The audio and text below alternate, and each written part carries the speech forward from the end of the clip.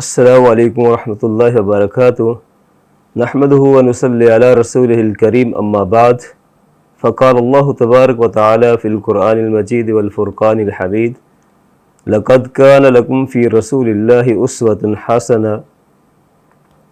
یقیناً اللہ کے رسول صلی اللہ علیہ وسلم کی زندگی تمہارے لیے بہترین نمونہ ہے۔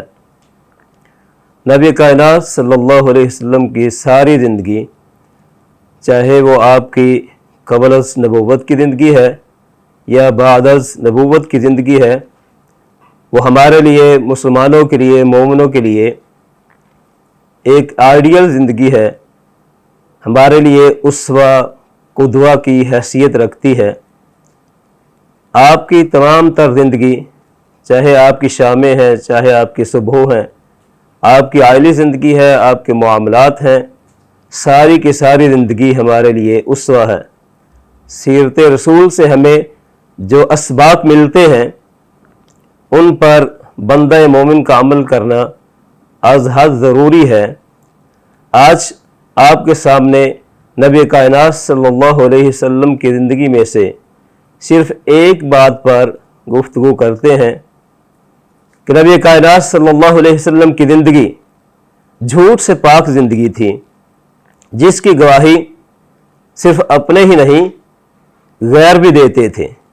رسول کائنات صلی اللہ علیہ وسلم جب کوہ صفا پر لوگوں کو دعوت دینے کے لیے پہنچتے ہیں اور یا صباحہ کا نعرہ لگاتے ہیں، ساری قوم آپ کی طرف لپکتی ہے، اور آپ صلی اللہ علیہ وسلم جب دعوت پیش کرتے ہیں اور آپ کہتے ہیں کہ اگر میں کہوں کہ اس پہاڑ کی پچھلی جانب سے ایک بہت بڑا لشکر تم پر حملہ آور ہونے والا ہے، کیا تم اس بات کو مانتے ہو؟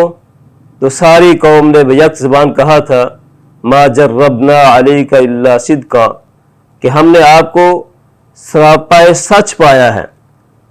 ساری زندگی آپ کی زندگی سے ہمیں جھوٹ نہیں ملتا۔ آپ نیکی، راست بازی اور امانت و دیانت کی وجہ سے صادق و امین کے لقب سے پکارے جاتے تھے۔ آپ کے اصلی نام سے نہیں بلکہ جاء صادقن کہا جاتا تھا۔ رسول کائنات صلی اللہ علیہ وسلم نے اپنی نبوت کی دلیل کے لیے اپنی زندگی کو پیش کیا ہے۔ فقد لبثت فیکم عمر سنین، تو مطلب یہ ہے کہ آپ کی ساری زندگی میں کبھی بھی جھوٹ نہیں تھا۔ اور جب نبی کائنات صلی اللہ علیہ وسلم مکہ سے مدینہ ہجرت کر کے پہنچتے ہیں، عبداللہ بن سلام رضی اللہ تعالی عنہ اس حدیث کے راوی ہیں کہ جب رسول اللہ صلی اللہ علیہ وسلم مدینہ پہنچے اور لوگ یہ کہہ رہے تھے کہ اللہ کے رسول صلی اللہ علیہ وسلم آ گئے، تو میں بھی لوگوں کے ساتھ نکلا تھا کہ میں آپ کو دیکھوں۔ ابھی عبداللہ بن سلام رضی اللہ تعالی عنہ مسلمان نہیں ہوئے، اور آپ بھی لوگوں کے ساتھ آپ کو دیکھنے کے لیے آتے ہیں۔ جب آپ کا چہرہ اقدس دیکھتے ہیں تو یہ کہنے پر مجبور ہو جاتے ہیں لیس بوجہ کذاب، کہ یہ کسی جھوٹے آدمی کا چہرہ نہیں ہے۔ اور حضرت عبداللہ بن سلام رضی اللہ تعالی عنہ فرماتے ہیں کہ آپ نے جو سب سے پہلی بات کی وہ یہی تھی ایھا الناس افشوا السلام واطعموا الطعام واصلوا الارحام وصلوا باللیل والناس نیام وتدخلوا الجنۃ بالسلام، کہ آپ صلی اللہ علیہ وسلم کی گواہی قبل از نبوت بھی تمام لوگوں نے یہی دی کہ آپ سچے ہیں، آپ کی زندگی میں کبھی جھوٹ شامل نہیں تھا۔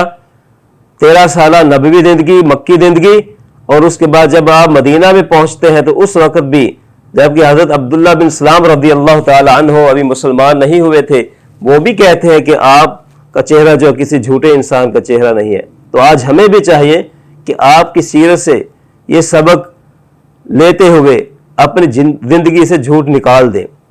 جیسے بھی معاملات ہیں، گھریلو معاملات ہیں، لوگوں کے ساتھ ڈیلنگ ہے، فون پہ بات کر رہے ہیں، ہر طرح سے اگر آپ اپنی زندگی سے جھوٹ کو نکال دیں گے تو یقیناً اللہ رب العزت آپ کو عزت و شرف سے نوازے گا۔ اللہ رب العزت دعا ہے کہ اللہ رب العزت آپ صلی اللہ علیہ وسلم کی زندگی کے جو اعمال تھے ان میں سے یہ ایک عمل جو ہے جھوٹ والا، سچائی والا، اس پر ہمیں عمل کرنے کی توفیق عطا فرمائے۔ وآخر دعوانا ان الحمد للہ رب العالمین۔ زندگی شعور سے، الحکمہ انٹرنیشنل۔